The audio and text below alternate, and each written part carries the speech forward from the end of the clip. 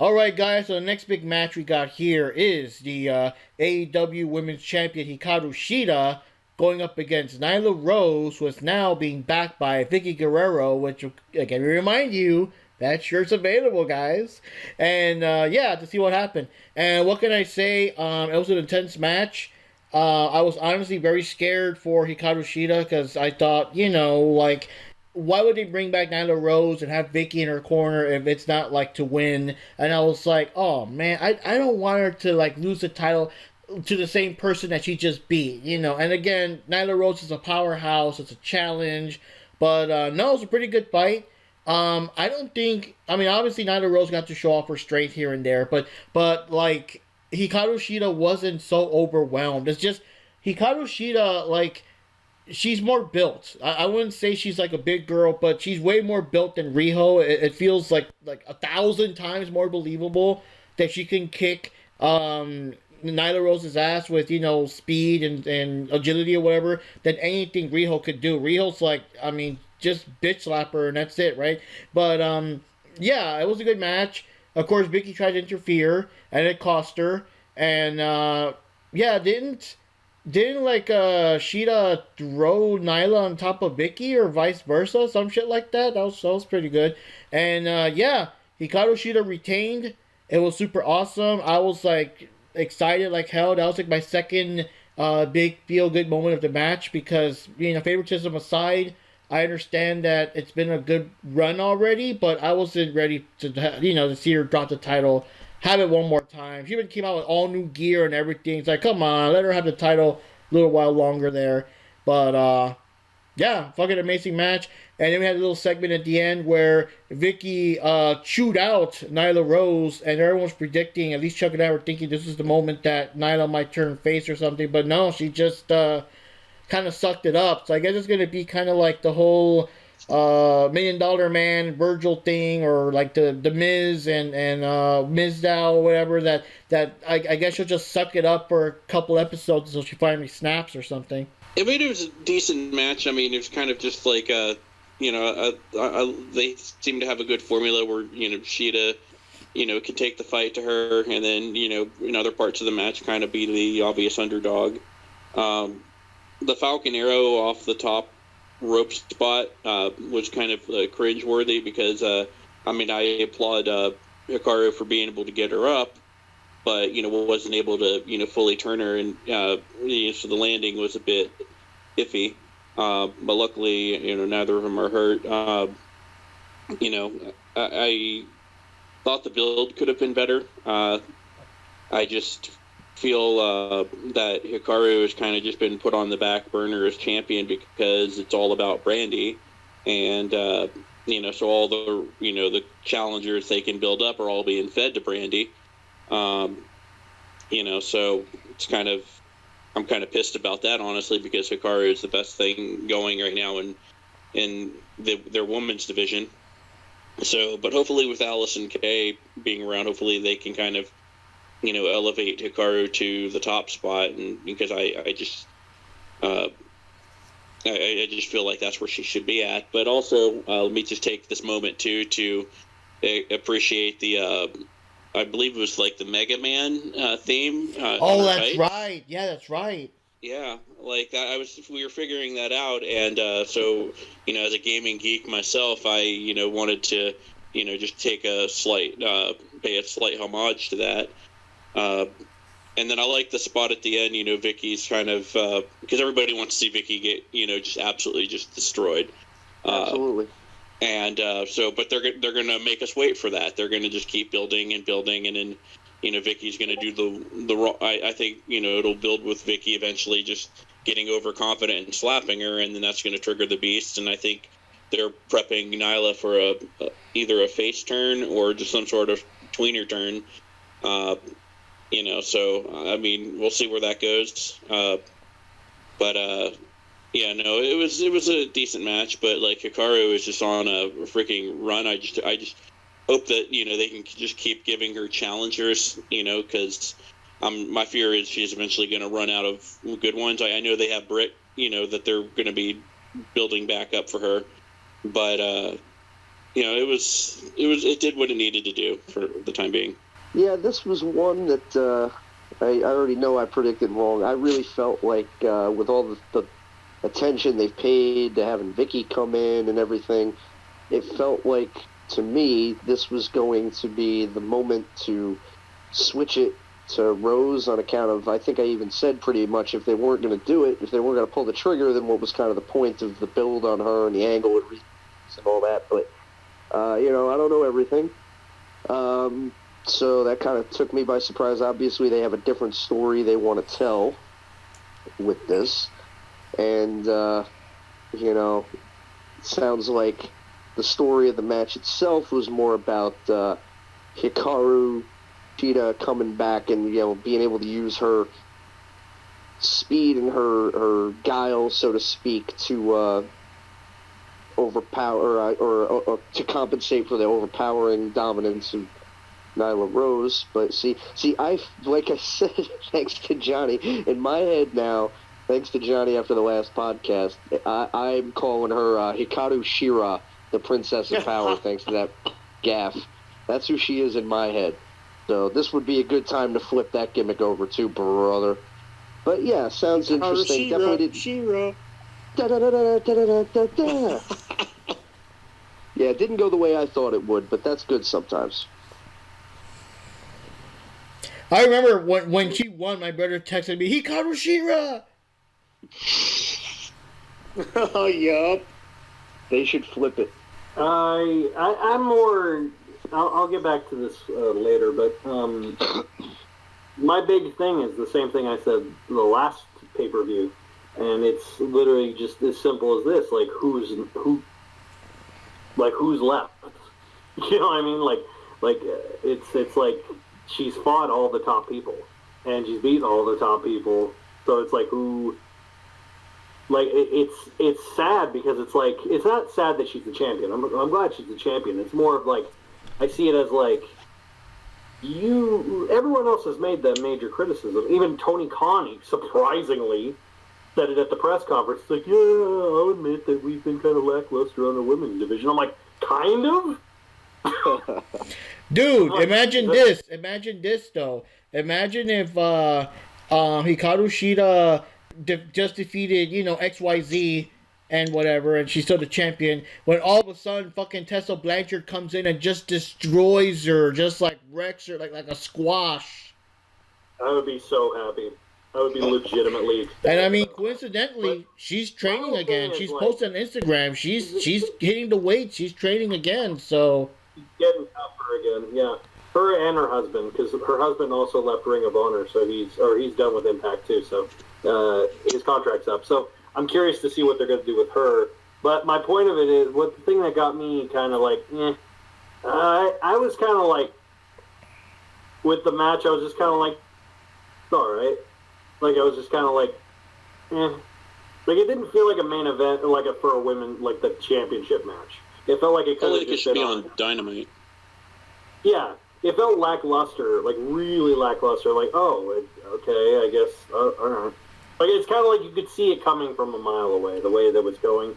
And then the only shock was, like I said, the Vicky Guerrero slap, and then she walks away, and then I'm like, okay, I guess, like, now I'm like, literally, the only person, like I said, when she lost to Thunder Rosa, to me, it felt like she barely beat Thunder Rosa. Like, she didn't even really beat her, she just kind of survived her.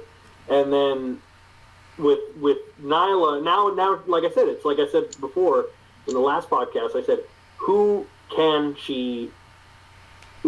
take her out now? Like, who actually would be a threat? Like, because when you're a champion, it's not necessarily, you being dominant. That's part of it, but the main part of it is you have to convince the audience to think that this person is a threat to you.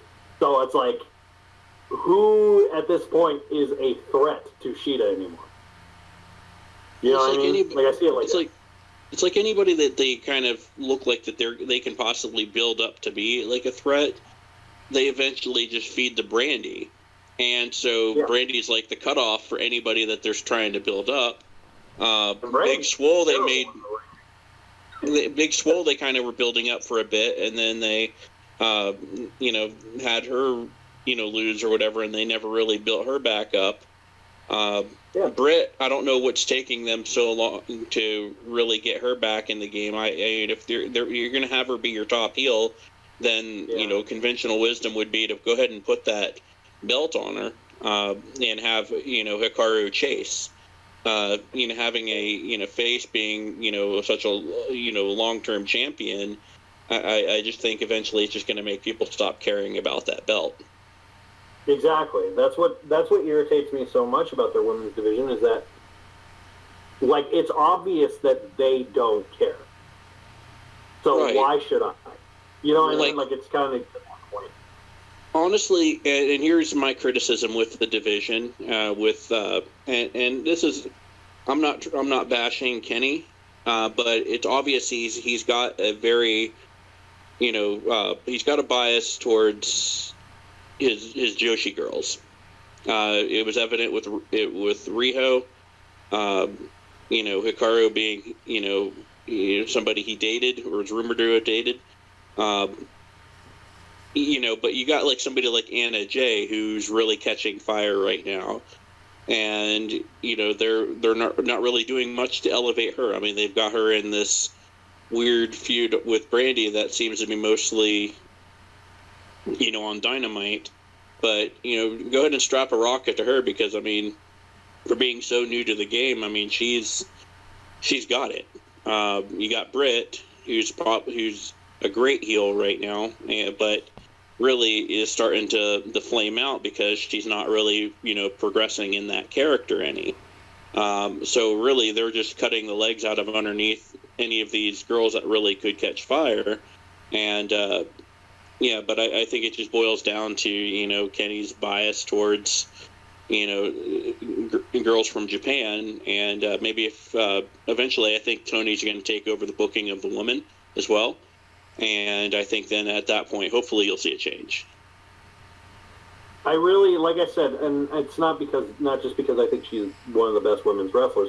I legitimately think that Thunder Rosa should eventually become the champion because of the fact that if you watch the first match she had with Serena Deeb, where Serena Deeb was so green to the gills, like no one knew who she was, she made her look great.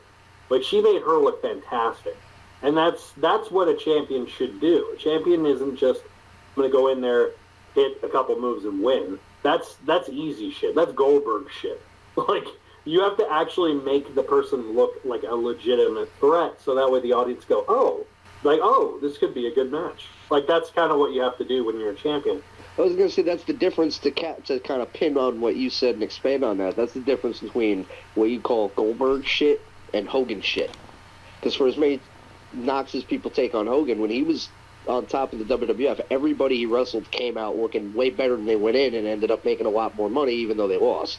But guys like King Kong Bundy and Honky Tonk Man and Ted DiBiase, they went in like, who's this guy? He ain't gonna beat Hogan, and they didn't. But Hogan would sell, and he would take the heat, and he would kick out of the finisher. But at the same time, he'd get beat up for 20 minutes, and then he'd do the big comeback. So, like you said, that's how you make when you're a champion. That's how you make your challenger. And it doesn't help that with their women's division, and I've said this since we've been doing this, my biggest issue with the women's division is the fact that you have, every week, you have a 7-match card, and you can't dedicate one match to a women's match. But you could dedicate 4 of them to have tag team. But then you have a 16-match dark episode, and really the only women's matches you see are like that 18-year-old kid, Kenzie Page, God bless her heart. You don't have anybody that's somewhat relevant that can be built up into a threat. So the couple women's matches you see on there really aren't anybody that anybody should really care about right now. Right. Like, I would like to see a person built up that, I know Mark likes Ty Conti. I'd like to see I'm a big Ty Conti fan, too. I think they're honestly, I've been hearing chatter that they might be, she might be in the doghouse for the whole injury to Abaddon, where she kind of accidentally landed an elbow to the throat. Ooh. but I'm hoping that's not the case. No, actually, I heard Abaddon. I actually heard the reason she actually got injured was she ruptured something in her spleen. So it was like, that was just like bad timing. She just so happened to hurt her throat, and then, and then she's like, oh, my spleen. So she actually ruptured something in her spleen, so she had to get surgery. But I would love to see Abaddon. I would love to see Abaddon versus Shida. That would be a cool match. Oh yeah, Abaddon's got it, and honestly, I think I could just picture her on a pay-per-view with a pay-per-view entrance. You just build her up as a monster, and just put her on, just on a tear, and you kind of maybe give her a little bit of the supernatural thing too, even. But I think Ty Conti, I think she's still a little bit green, but she's legit at the same time. So you could build her up. But then Anna Jay as well too. I think she has to come out of this little feud with Brandy as the winner, because she's kind of like the woman's equivalent of MJF, where she's so young but she's coming along so strong. And then I guess they're building Red Velvet. She's kind of but we haven't really been given any reason to care about her yet. So. But but each and every week you're not seeing Britt on the card at all. She's I'm wondering if she's still nursing somewhat of an injury, where she's not getting more matches. But we do need to see the Britt Shida rematch. I just think it needs to happen. The only reason casual wrestling fans would get hyped for Red Velvet is because all the fat wrestling fans like me would be like, cake. Hey, red velvet cake is probably one of my personal favorites, so I can empathize. I'm on keto now, so all I can do is think about it. Okay, so what I thought about the match, I don't know, it was a good match. It was kind of like what you guys say. I think just the way they present the match, I'm not saying it's bad, but it just didn't really felt like a special match. It just felt like, I don't know, it was just kind of there in a way.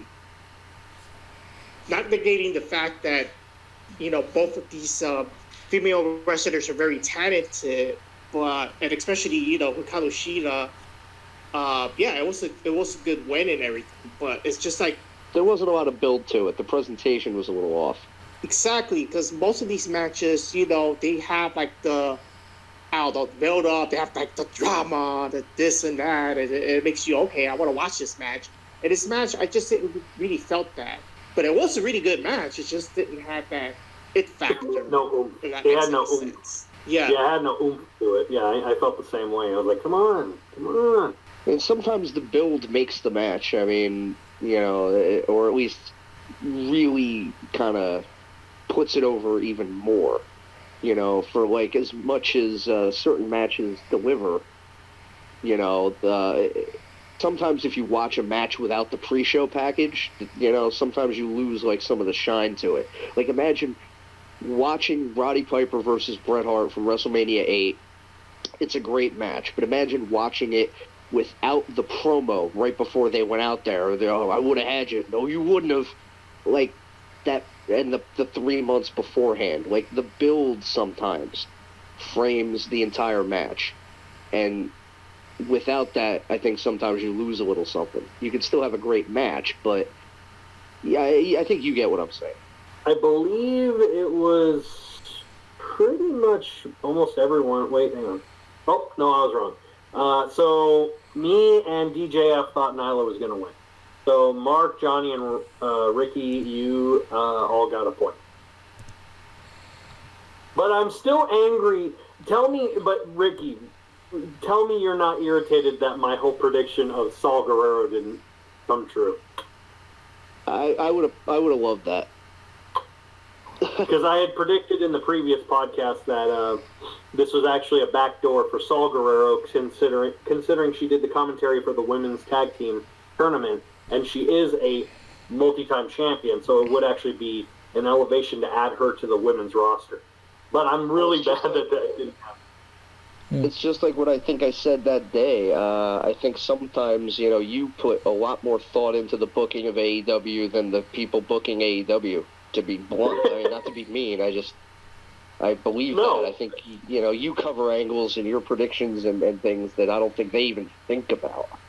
All right. Well, because I want to make a show. If I were to predict a show, if I were to make a show, I would literally go, use the tools that you specifically only have at this show. So use those tools. Like, instead of going, oh, we got this, and this. It's the equivalent of being in the best kitchen with the best ingredients and the best broilers, like everything, and then you go, let's get DoorDash McDonald's. You're like, what the? All right. That would have been good. So next match we got here for the AEW World Tag Team match. But I'm trying to notice that they had all the championship titles almost like one after the other here. But yeah, so yeah, which is weird. You're not really supposed to do it that way. You're supposed to kind of divide them a little bit. in and Yeah. out of that. So we got the yeah, you're right. We got the current tag team champions FTR, which are Cash Wheeler and Dax Harwood, with the challengers being the Young Bucks, which are Rikki Roxx's best buddies there. And Can I just interject real quick? That's the one dude, Dax Harwood. That has got to be the best porn star name ever. Oh God. Okay. So, anyways, yeah. Anyways, the big thing is that if the Young Bucks did not win this match, they would never be allowed to challenge for the AEW Tag Team Championship ever again. And also, to keep things fair, Tully Blanchard was barred from ringside.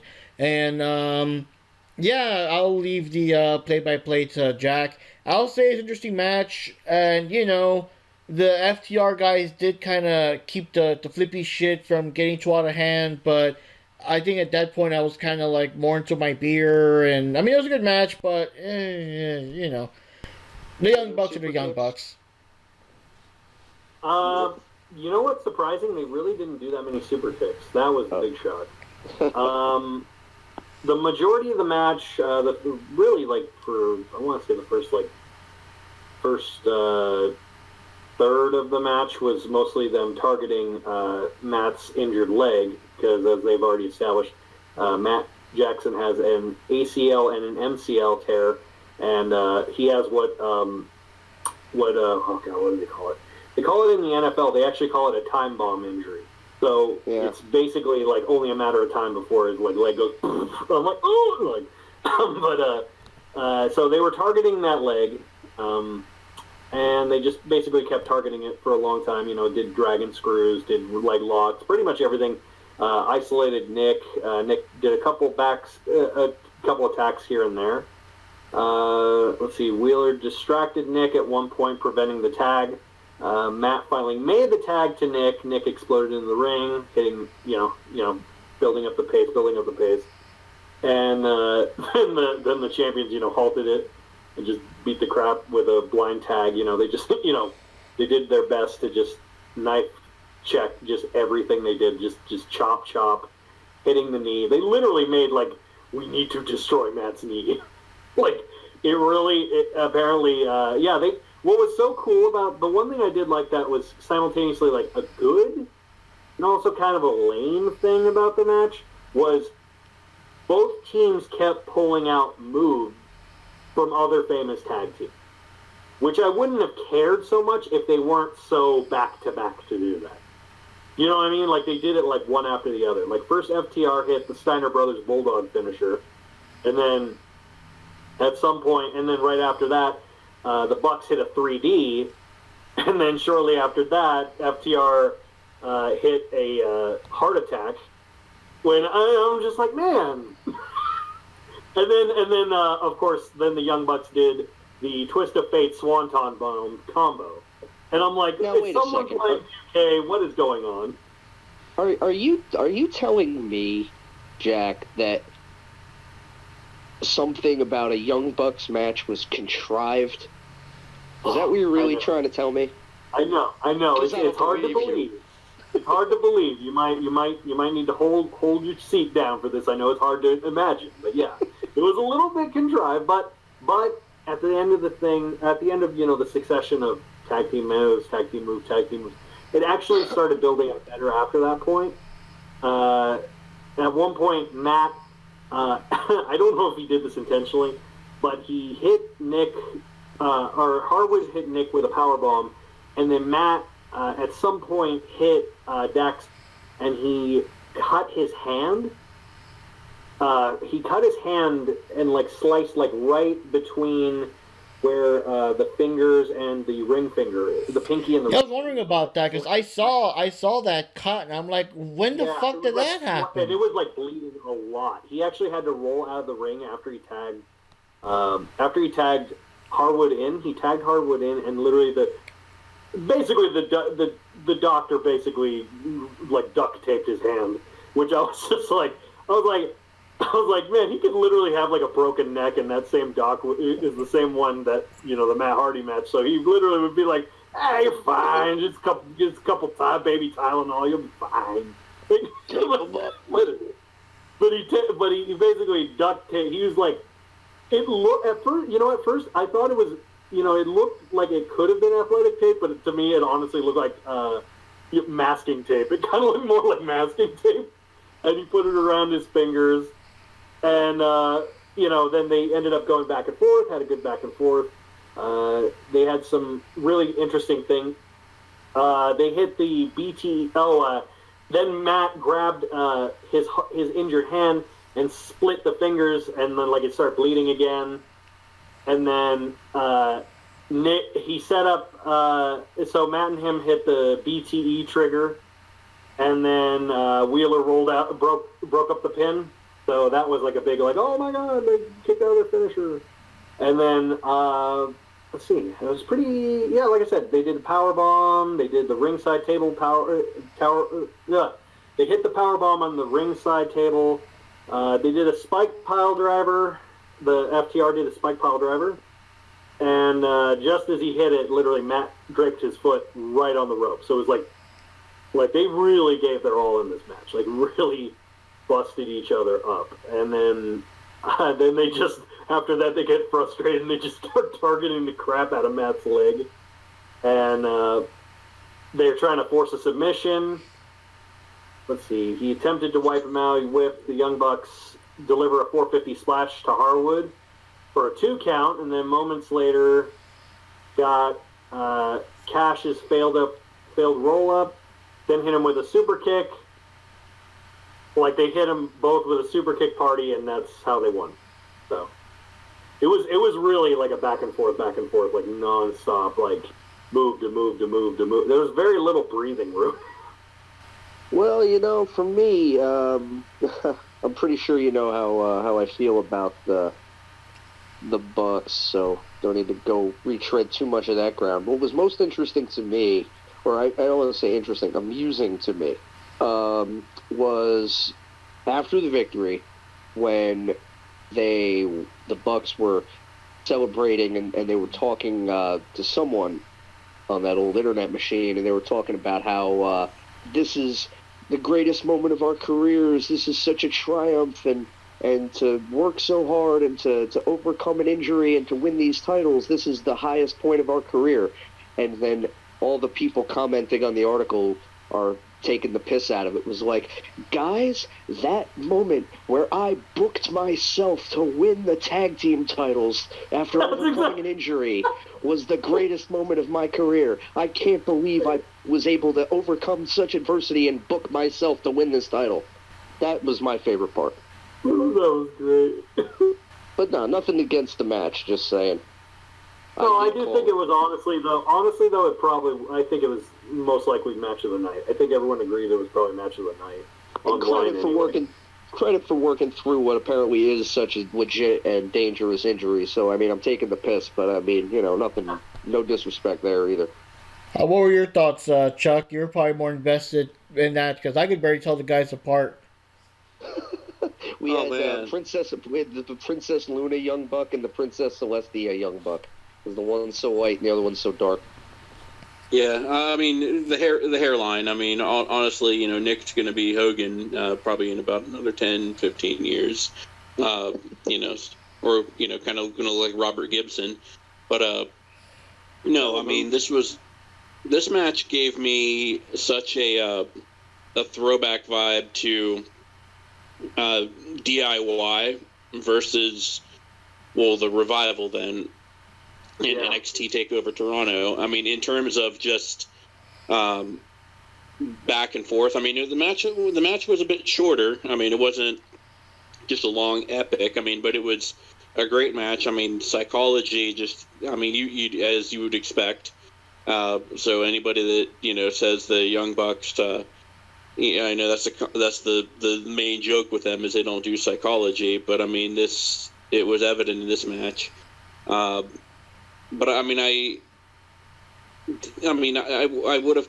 I like the whole story where like the FTR kind of went against their game plan of no flips, just fists, and Dash attempted the 450, failed, and they lost as a result of it. I like that Matt at the end baited him in with the injured ankle or the injured leg and nailed the super kick with the bare foot. It was such a great finish. So I mean, I do like that the Bucks are the champs. I mean, having met them myself and everything, I know what great guys these guys are, and so I mean, it was kind of a feel good after about a year of them pretty much putting everybody else over. I don't see them holding on to the belts too long. I don't think they need to unless. They do unless they go heel with Kenny or something like that down the road. But I think this is going to be the first of many matches between these two teams, and it's just a great match. What does the other Rodriguez brothers say? But yeah, it was a long match though. It was a good match, and both showed their great skills and all that. But I wasn't too invested in. Like I said, I mean, it was a decent match. It's just, I don't know, I kind of zone out a bit when we get into the super duper flippy shit stuff. Like I said, the good thing is that the FTR there, we're kind of there to keep it grounded. The things I did pay attention to was, stuff like how that one guy had his hand sliced, so I kind of missed exactly how that happened. They taped it together, the Young Buck, and oh man, the dude was even begging, no, please, no, please, no. And the dude just forced his hand open with the tape and all that stuff, and then the thing with trying to yank off one of the Young Bucks' shoes so that he would be barefoot and whatever. It was just, I don't know, those things kind of stood out, but yeah, I mean, I imagine the Young Bucks they earned their win. When you kind of do the whole, if we don't win this time, we'll never ever challenge again. You kind of knew they were going to win. It was just a matter of how and how epic. I feel like that kind of stipulation to me kind of gave the house away. Yeah, but it's just a matter of just how epic you can make it. How close can you trick the audience into thinking that holy shit, FTR's actually going to win and take their chance, only to have the Young Bucks still somehow win it. So, now you see for that match. I wouldn't have minded if Taz and his buddies went to interrupt that one and leave Darby Allin alone. I'm calling it now that probably not till maybe the next major pay-per-view, but at some point soon, they're going to have to vacate those titles, mostly due to Matt's knee. Yeah. That's not a, I'll be able to walk it off kind of injury. That's a... Yeah. You're going to need surgery, be out for at least 8, 9 months. Because that's I've seen literally football teams literally lose a whole season because their running back literally they even did the slow-mo. I can't remember which team it was. I want to say it was the Colts. There was there was a guy who had that exact same injury, and he only told the coach, and the coach beyond his better judgment put him in the game. And literally they did the slow-mo, and you could literally see his knee just go, poo-poo. It was oh, it was so bad. So I'm especially the way the Young Bucks wrestle, I don't see it ending well. You know what I mean? That's my biggest fear. And I think they know that, too, because if you on BTE, they kind of are dropping the hints at, the Nick Jackson singles run as the merch freak. And so I think that they know that this is becoming a reality, that, he's going to need the surgery, and Nick's going to be wrestling solo down the road sometime. So I think there's a little bit of truth to that. But, like you said, I mean, he's definitely going to need to get that worked on. Yeah, I would imagine it's probably going to happen probably within the next few months here. So the over-under score for that match was, weirdly enough, Mark and Johnny were the only two that didn't get points. Which is really shocking because usually you guys always pick the Bucks, and then the one time you don't get points. Oh god! So another point for Knives, Rikki Roxx and DJF. Oh boy. Okay. So let's continue here with another match. This is and yeah, Rikki Roxx is right. This was another one of those cinematic recorded movie type ones. I kind of like this one. It didn't feel well. Okay, when they got into the, I'll get into it. But anyways, it's Matt Hardy versus Sammy Guevara with the Elite Deletion match, which is, like I said, another cinematic thing, and they just love the whole golf cart thing. So now we started off with Sammy in the golf cart, and now he has to avoid a fucking monster machine, that fucking Bigfoot that Matt Hardy is riding now. And now, like, instead of the Run Sammy Run shirt, and they're now selling the Drive Sammy Drive shirt based on that. Like, they have new shirts of every fucking moment, I swear. It's like, you know, there's a brand new shirt of Jericho taking a crap in the toilet or something. I don't know. But, yeah, they go into the compound, they fight it out with, you know, the surroundings. I mean, Jack can go in more details, but the most noticeable thing is that there was a wrestling ring in that area, and of course these Pride and Powerful came in to cheat, and surprisingly Gangrel came in to cheat, and so did Hurricane Helms, and he was thrown into the water of reincarnation. He came up like, I guess, his other persona before he got thrown back in and came back as Hurricane. Yeah. I was like, what the fucking hell? And, yeah.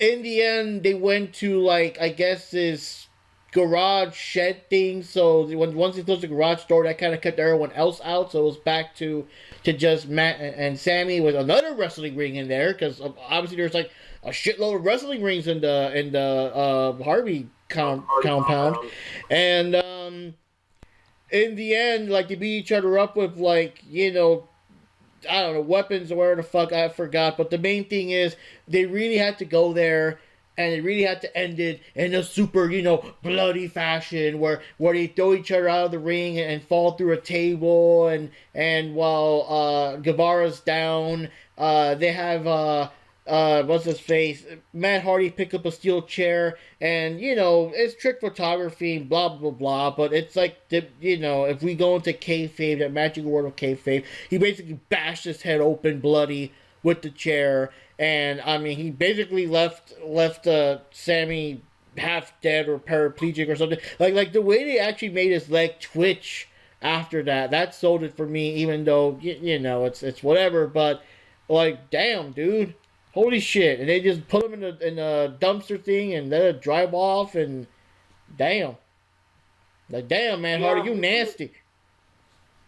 You pretty much summed up everything. What was so funny to me, not ha-ha funny, but literally, I could hear, when I watched it, that scene where he speared, when Matt speared Sammy through into the table and then they cut away.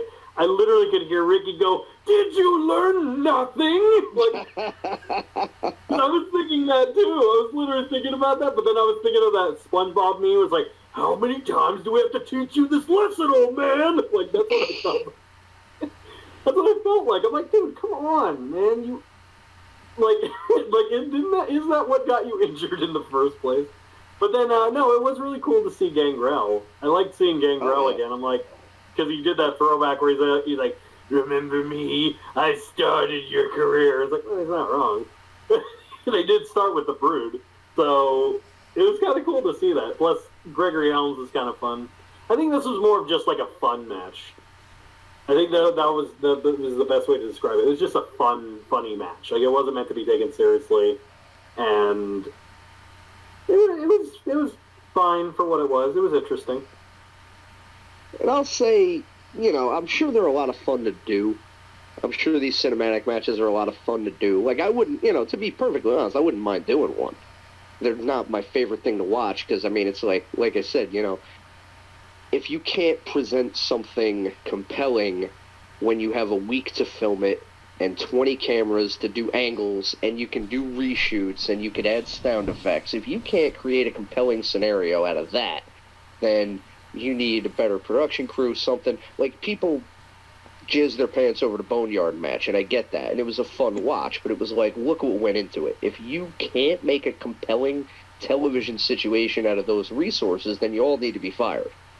So it almost feels feels almost like cheating, but at the same time, I'm sure these things are a lot of fun. You can see they have a blast doing them. I wouldn't mind doing one before my time is up just to say I did something like that. Ricky, I feel like, yeah. You can't tell me that you would not want like some cinematic match or something where some dude like throws you whatever and just as you land you happen to come across a sword and you pick it up and you literally go thunder, thunder, thunder, thundercats, oh, as the sword grows with each, and then you like take it to the guy or whatever, I mean, things like that would be great. I think now in the environment we're in, we've seen that kind of cinematic match kind of overdone a little bit because of the circumstances with the pandemic, and you got to get more creative to stage a presentation. We've seen the dentist's office match, but Hardy kind of invented this sort of tactic. He sort of mastered and perfected it. So for what it was, I predicted they were. I'm probably right. I don't know this for a fact, but I felt like they did this as a way to kind of backdoor out of the feud after what happened last time. Because this is a way where you can get crazy and still keep everybody safe. Just like the Boneyard match. These things, they look brutal and the hits are hard and you can do the stunts, but because of the magic of video editing, you have the safest possible environment to do these kind of things. So I feel like that was kind of the point. Last time they almost killed Matt Hardy. This time they're like, okay, we can do the spectacle in a way that nobody gets hurt or minimizes the risk. So it was probably smart. I'm not shocked at who won. The cameos, I think, at this point, when it's a Matt Hardy cinematic match, I think that's kind of what people look forward to, is who's going to show up. And definitely some interesting picks there. Gangrel's a great guy. I honestly think right now he's in better shape than he was during his WWF run back in the 90s, because he was a little bit puffy back then. And like when you see him now, like he runs a wrestling school, and when you see him now on Facebook, and even when I met him at a show about 3 years ago, he's pretty cut up. Like, he's pretty tight now, so he's looking great. Love Gangrel. Didn't think his gimmick got a real good chance during his prime, but he wasn't a great promo was the thing that kind of held him back in that. But he had the look. He had a great look. And the theme. Yes, the classic theme and that entrance coming up from the ground with the fire. Fantastic. Should have gone a lot farther. I mean, that's like a big oops, in my opinion, in WWF history, was not doing more with the Gangrel gimmick. I don't think they knew how Edge and Christian were going to take off, and that kind of overshadowed Gangrel, but I felt like he was unfairly cast aside out of that whole thing. He had it all, man, but that's neither here nor there. What confused me a little bit was the Helms cameo. Doesn't he still work for Vince? Or didn't he? I swear he's still in the office. He got terminated. Did he really? He was okay. He was part of the first round of the COVID cuts back right after when they canceled WrestleMania. I wasn't sure if they brought him back like they brought Pat Buck back, because I know he got laid off, but then they brought him back like right away. It gets confusing, but it is cool, to see, he's tight with the Hardys, so seeing the Hurricane show up is always kind of neat. I thought that, for as much as what they were trying to do, I feel like that was probably the safest way to get out of that feud without somebody getting killed. Yeah, I agree. Like, I think the cinematic matches are just, I think they're kind of just becoming overused at this point. Like, we've pretty much seen everybody, it's almost like everybody's trying to live up to Taker and AJ. But Matt Hardy, is the OG of the cinematic match. So, I mean, his cinematic matches are always going to be must-watch. But I mean, this worked. I mean, it got a little, had some, good, funny spots. The whole battling each other with firecrackers. I'm sure you guys are with me. You can't wait to hear Jim Cornette's review of that match. That's just going to be a good 15, 20 minute, just ear blistering. Oh, dude, the joke, the knock against Cornette. But yeah, like the knock against Cornette, when Sammy fell into the mud, something about now this is a mud show, you're gonna. Yeah, it's like what are you doing, Sammy? Get up! The old people watching this are gonna think that it's an outlaw mud show. Wow. Oh wow. But no, it achieved its objective by just giving a nice put to bed on that whole feud. So that way, Sammy can move on to a more meaningful feud, because I believe he's eventually going to be going face. But and then as far as Matt Hardy, I think you're going to start seeing him just putting people over more, I think. But I mean, it was a merciful end to a feud that started out hot with Matt Hardy in Inner Circle, and I think it just kind of petered out. Okay, so when I think about the match, it's good, but I'm not really a fan of the cinematic type match. But the match itself was pretty good. I mean, both these guys, duking it out for a long time, and of course there was cheating here and there. It was a long match. That's the only thing I remember. It was quite pretty much like the other cinematic matches. They're quite long. There's a lot of imagination going on, and so the possibility of things that can be done in those kind of matches. So that's kind of those are the gimmicks I kind of like about the cinematic match. But I don't know. I just don't like the cinematic match because I guess call me old school, but I just want to watch good old fashioned wrestling, actual setting and actual wrestling. But I understand that because of the pandemic, they have to find creative ways to do these kind of. Johnny, what do you think of the ending though? Like the surprising kind of bloody ending there. Reminds me of Mortal Kombat. Fatality. And poor Sammy to recover. Poor Sammy, dying of that dreaded orange blood that we all have in our veins. Yeah, it's like what the hell? Like this is supposed to be. If you looked at it, it was actually orange. It was really. But the thing is, really cheesy is that I think they were trying to, do a better camera work with that, but I guess they kind of didn't do it correctly because it looked so. I'm sorry, but it didn't so it looked so fake, it looked so cheesy in a way. Maybe they kind of did it like that on purpose. I don't know because Sammy Guevara they zoom in Sammy Guevara's face, and like you said, you see the orange blood in his face. Oh shit! That looks too fake. That looks too fake. We have to zoom it out. It's so damn obvious. Oh, Chuck, remember? Sammy Guevara is the most athletic pumpkin I've ever seen. Oh God, yep. Chuck, remember whenever we watched the wrestling shows with Macho Taco, and one of the guys would do something risky, and he'd be like, "Yeah, he's dead." I mean, right now, literally, Sammy Guevara, yeah, he's dead. It's kind of become his gimmick of just running from things, the golf cart, the fireworks. It's kind of like when he's in any kind of cinematic match, it's like Sammy just turns it into a Benny Hill skit, Yeah, personally, I feel like Sammy Guevara, for a while, that's a good gimmick that could be working for him. But hopefully, he's got too much talent for that. Yeah, hopefully later on he'll be taken more seriously and not have the orange blood in his face and not running away from trucks and stuff, and hopefully be in a more legit match. I want to be, as a wrestling fan, I want to see actual like wrestling. This kind of stuff kind of gets under my skin.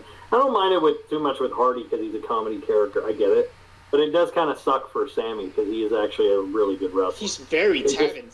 Like he's very talented. Potential. I want to be like I want to be like that fat kid in that Vine who just turns to the camera when I watch a wrestling match. I want to be like that fat kid in that Vine that looks to the camera and goes, "That was legitness." That's me. I want to be that when I watch a wrestling match. Like my takeaway from this, I think it was a complete waste of the talents of, Santana and Ortiz. I just don't think that they're getting many opportunities to wrestle, and I think it's a damn shame because they're one of the best teams in the business. Oh, Mark, you didn't mention Private Party showed up too. Oh, I forgot about them. Yeah, they were there, but my God, they were just taken down like punks by Pride and Powerful. But you're right though. I mean, we've only seen Pride. We haven't seen Pride and Powerful really go after the belts, man, except for like the tag team tournament or whatever. But we haven't seen them actually go after the belts. They're just like fucking extra goons for the inner circle. We need to see them actually start going after, the belts now, or something. Right now they're just there. So I agree with Chuck in that sentiment. They're not like being used to their potential. They're becoming like how back in the day the Ascension were reduced to being Stardust's lackeys and stuff. So now they're just basically right now Santana and Ortiz are Horace Hogan and Sick Boy of the Flock. Oh God, that's what they are. What's irritating is they've turned their tag team division. They're turning their tag team division how they've turned their women's division, where it's like, we care about two people, we care about two teams, maybe three, and that's it. How many times have you seen the Butcher and the Blade lose? Or the Dark Order lose? It gets to a point where you're just like, what? You built up tag team, but then you use the same 5 tag teams, and there's only so many times you can do that combination. So just either change the tag teams or change the damn moves or something. And exhibit number 1 of what you said, the winningest tag team in AEW since its inception is Best Friends. And it hasn't occurred to put the straps on them at least just for a little bit. And then SCU just fell off the damn planet. Yeah, they're basically now Kazarian's big thing now is the whole do ya thing. It's sad. I get you want Scorpio Sky to, rightfully so. He's going to be great as a singles competitor, but now it's like you're just completely wasting the remaining, good in-ring years for Kazarian and Daniels. So I get maybe they're just trying to transition Daniels to the, the backstage role or whatever. But it's a damn shame. I'd love to see a run, even a brief one. I'd love to see one more hot run with Daniels and Kazarian. I mean, they are two of the best. They are like one of the best tag teams of the last 20 years because they were kind of in, they were over. Their big days were pretty much TNA and Impact, which on the sly, a lot of guys in the business will tell you, going to Impact is like joining witness protection. It's mean, but it's pretty much how it is. So that kind of works against their legacy. But oh my God, Daniels and Kazarian, they are legitimately, they've got to be one of the best tag teams of all time, easily. But they never come up in the conversation. Nobody ever brings them up in the conversation because most of their best matches as a team during their prime was when nobody was watching the show they were on, and that's not even their fault. So that's kind of a tragedy. Would you guys agree that Christopher Daniels is almost taken for granted? Yes. I mean, he's one of the best wrestlers in the world, bar none. But yet, like you said, he's never in any of the conversations. And it's downright tragic. I mean, the man is 50 years old.